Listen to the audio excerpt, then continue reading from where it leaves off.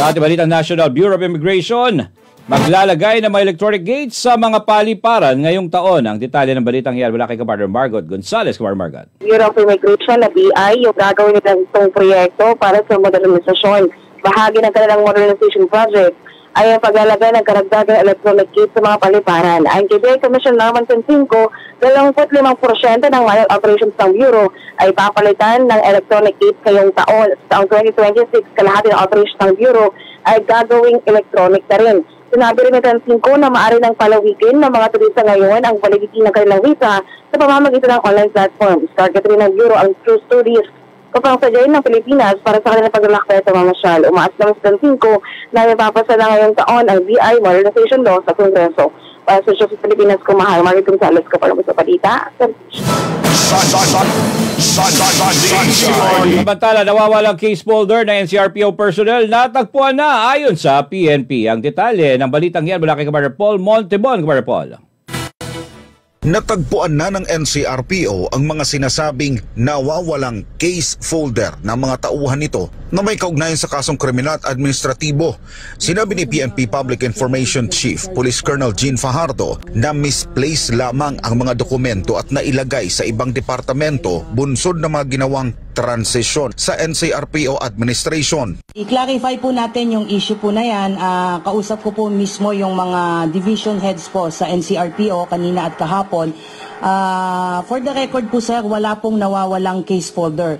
What contributed to the delay ng implementation nga po sir ng mga penalties is because nga some of the folders were misplaced doon sa naiwan po doon sa mga nilipatan po nilang mga opisina, naiwan po doon, no, naghanap na po, nag-account po sila at as of July nga po ay almost 800 na daw accordingly yung na-resolve na po during the time po ni General Nartates at more or less mga around 300 na nga po yung mga na-dismiss na mga police officer and we have to commend po yung ating RDNCRPO because of his initiatives ay nagkaroon po ng system sa pag-account po nitong mga case folders. Sa kabila naman nito, nilinaw ng PNP na tuloy pa rin at hindi magbabago ang utos ni PNP Chief General Benjamin Acorda Jr. na itrace at pag-aralan ang mga kaso ng PNP personnel sa iba't ibang regional offices nito para maiwasan ang mga kahalintulad na insidente.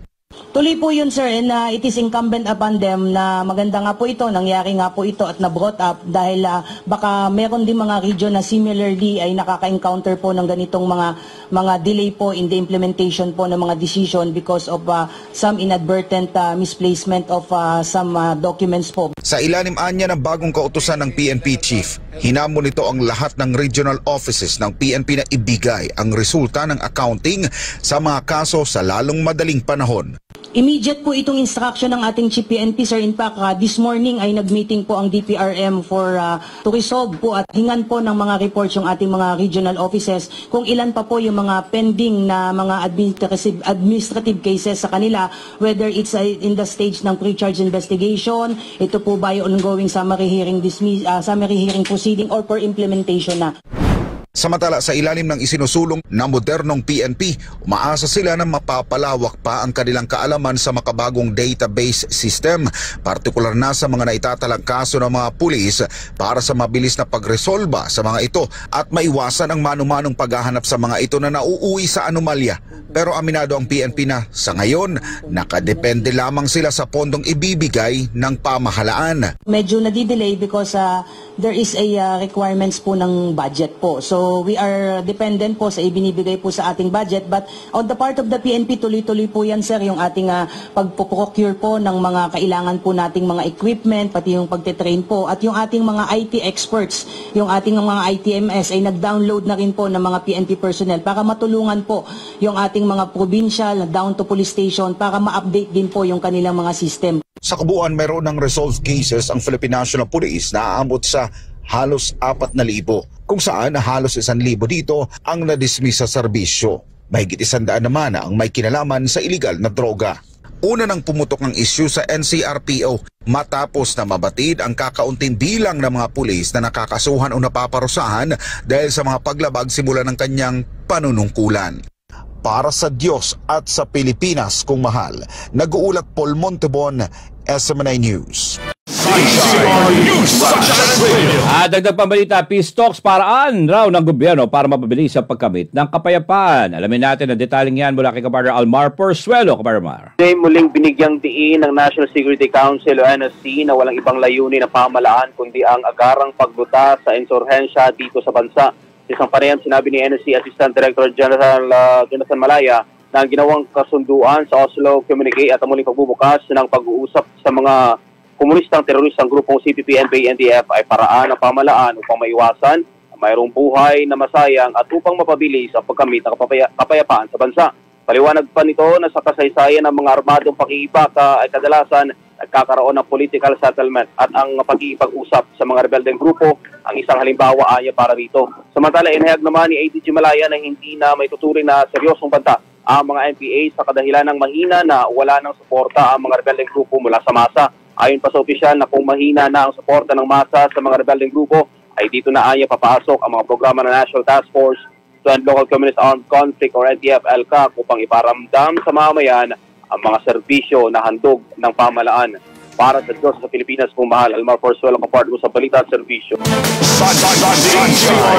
Samantala, Pilipinas, potensyal ang maging #1 educational hub kung tama ang pagbabagong gagawin sa saligang batas ayon sa isang ekonomista. Ang detalye ng balitang yan mula kay kapartner MJ Mondihar. Kapartner MJ. Buhay na naman ang usapin ng charter change o CHACHA ngayong 2024. Muling umugong ang usapin matapos na pumutok ang kontrobersyal na People's Initiative sa iba't ibang lugar sa bansa para sa pagbabago ng 1987 Constitution. Umabot pa nga sa issue ng umunoy suhulan para lamang makapangalap ng lagda sa taong bayan para lumarga na ang CHACHA. Pero nagkasundo kamakailan ng Senado at Kamara hinggil dito. Nitong Lunes, January 15, inihain ni Senate President Mig Zubiri ang resolution of both houses number 6. Ito para luwagan ang economic restrictions ng saligang batas. Nais amyandahan ng Kongreso ang Section 11, Article 7 ng Konstitusyon para luwagan ang 60-40 arrangement ng mga negosyo sa bansa. Required kasi na 60% na pag-aari ng isang Pinoy ang mga negosyo sa Pinas. Luluwagan din ng restrictions para sa advertising industry. 70% Filipino-owned kasi ang requirement dito. Kasama rin sa luluwagan ng educational institutions. 60-40 rin ang ownership arrangement dito sa bansa. Paliwanag naman ng isang ekonomista, pinakamainam ang pagluluwag sa mga dayuhan na buo makapagmay-ari ng mga eskwelahan. Kasi marami sa ating mga kababayan kagaya na gusto mang ibang bansa para mag-aral. No? At kung marirelax yung restriction sa foreign ownership, lalo-lalo na sa education sector, maganda siguro kung may mga universities sa ibang bansa na nag-ooperate din sa ating bansa. Sabi Dr. Batu na ito rin ang ginawa ng mga malalaking bansa. Halimbawa dyan ang ginawa ng Dubai kung saan pinapasok ang mga tanyag na universidad sa London, Amerika at China. Ganito rin daw ang ginawa ng China kung saan pinapasok ang mga kanluran ng universidad. Kung maluluwagan ang restriksyon na ito, potensyal ang Pilipinas na maging numero 1 educational hub sa buong mundo. So imagine mo kung merong ganyan sa Pilipinas, kung merong Harvard na campus sa Pilipinas, kung merong Stanford na campus sa Pilipinas, merong Peking University na nag-ooperate sa ating bansa, London School of Economics na merong branch sa Manila. So hindi mo na kailangan pumunta ng UK, hindi mo na kailangan pumunta ng China para mag-aral. Kapag nagawa ng tama at nagtagumpay naman ang pagsusulong ng economic CHACHA, magiging posible na sa Kongreso na magpasa ng mga batas para maging full owner na ang mga dayuhang investor. Pag nirelax mo yung restriction, that will allow the entry of a lot of physical capital that will help the economy generate jobs and hopefully good paying jobs para sa ating mga kababayan. Para sa Diyos sa Pilipinas kung mahal, MJ Mondihar, SMNI News. At sa iba pang mga balita, tensyon sa Red Sea dahilan ng pagtaas ng presyo ng produktong petrolyo ayon sa DOE. Ang detalye yan mula kay Kabar Jason Rubrico. Kabar Jason. 2 beses sa isang araw na lang kumakain si Mang Junior. At kung minsan ay hindi na rin siya aniya nagmemeryenda sa hapon. Ganyan ang kanyang diskarte, lalo na kapag mataas ang presyo ng mga produktong petrolyo. Kailangan din kasi aniyang makauwi ng malaking kita para sa kanyang pamilya. Nagtitipid ako tol nung imbis na kakain ako na medyo mahal, yun lang medyo mura ang inaano ko. Sinasakripisyo ko kasi tsaka una-una may college tayo. Medyo tipid talaga pag mataas ang petrolyo. Si Jason naman, kapag walang importanteng lakad, stay at home upang hindi magamit ang kanyang motorsiklo. pagka wala namang importanteng lakad, hindi na lang lumalabas. Mas okay na lang siguro sa bahay na lang. At mas hihigpitan pa nga ng mga motorista kagaya ni Mang Junior at Jason ang kanilang masinturon dahil sa muling pagsipa ng presyo ng produktong petrolyo ngayong linggo mula sa gasolina hanggang sa kerosene. Isa sa mga dahilan ng muling pagtaas sa presyo ayon sa Oil Industry Management Bureau ng Department of Energy ay ang sigalot sa Red Sea. Mayroon mong tensyon na nangyayari doon sa Red Sea at ang affected ho ay yung shipping industry. Maapektuhan din tayo kasi tayo naman ay kumukontrata doon sa shipping industry for the supply papunta dito sa Pilipinas. Isa rin sa binabantayan ng DOE ay ang planong pagbawas ng ilang bansa ng miyembro ng OPEC Plus ng isusupply na langis kada araw sa unang quarter ng 2024 na tinatayang aabot sa higit 2 milyong barel. Sabi ni Abad na ang kanilang hakbang ay posibleng magdulot ng pabago-bagong galaw sa presyo ng petrolyo. Pag natanggal mo talaga yung 2.2 na yan, wala na akong oversupply, magkakaroon ho ng tightness yung supply and demand at mukhang bawat galaw, ibig sabihin, volatile masyado yan. Kahit anong report on a weekly basis, pwede hong umingkris, pwedeng dumikris, pwedeng umingkris, pwedeng dumikris. Sa kabila ng manangyayari sa ibang mga bansa, tiniyak ni Abad na malabong mangyari na magkakaroon ng kakulangan sa supply ng petrolyo. Hindi ho mangyayari na magkakaroon ng supply disruption dahil wala naman pong gulo dun sa source ng supply. Yung usapin ho ng Israel, wala ho din, natapos na lang at natapos yung ilang buwan na internal conflict doon sa Israel, wala naman mong naka-apekto doon sa supply. Para sa Diyos at sa Pilipinas, kung mahal, ako si Jason Rubrico, SNR News. Samantala, mga kampo ng militar mananatiling bukas sa mga retiradong general. Ang detaling yan mula kay Kapartner Paul Montibon. Kapartner Paul. Magandang umaga. Una nang itinanggi ng pamunuan ng Philippine National Police ang mga lumulutang na ulat na pinagpapawalan ng makapasok sa kanilang mga kampo ang mga retiradong general. Dito, nagpalabas na rin ang kanilang posisyon ang pamunuan ng Armed Forces of the Philippines na wala silang pinagpapawalang mga retiradong general na pumasok sa kanilang mga kampo. Ito'y sa gitna pa rin ng umano'y usapin ng destabilisasyon. Ayon naman sa bagong tagapagsalita ng AFP na si Colonel Francel Padilla, malayang nakakalabas-masok ang mga retiradong general sa mga kampo ng militar. Sakaling masita man o maharang ang sasakyan ng mga dating opisyal, paliwanag ni Padilla na ito'y bahagi lamang ng tinatawag na Standard Operating Procedure bilang pag-iingat. Para sa Diyos at sa Pilipinas, nag-uulat Paul Montibon, SMNI News. Uling detalye ng ating balitang regional, pagpapalawig ng voucher para sa mga senior high school sa mga SUC at LUC, pinagutos agad ni BP Sara Duterte. Alamin natin ang detalye niyan mula kay Kapartner Jason Rubrico. Pag-utos nga ni Vice President at Education Secretary Sara Duterte na palawigin pa ang senior high school voucher program para sa mga grade 11 na naka-enroll sa state universities and colleges at local universities and colleges ngayong paparating na school year 2024 hanggang 2025.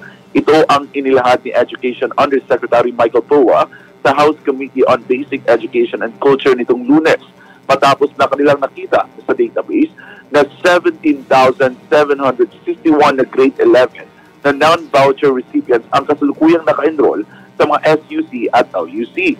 Pinalawag din ani POA ang voucher program hanggang sila ay mag-grade 12 sa susunod na taon. Ngunit sinabi ni POA na kailangan magkaroon muna ng Memorandum of Agreement sa pagitan ng DepEd at Commission on Higher Education. Para sa Diyos at sa Pilipinas kumahal, ako si Jason Rubrico, kapartner mo sa balita at serbisyo. Business News Blast. At sa ating baliting business, Banwa Island sa Palawan, humakot na maraming awards bilang best destination ng bansa. Ang detalye niyan mula kay kapartner Erica Rio.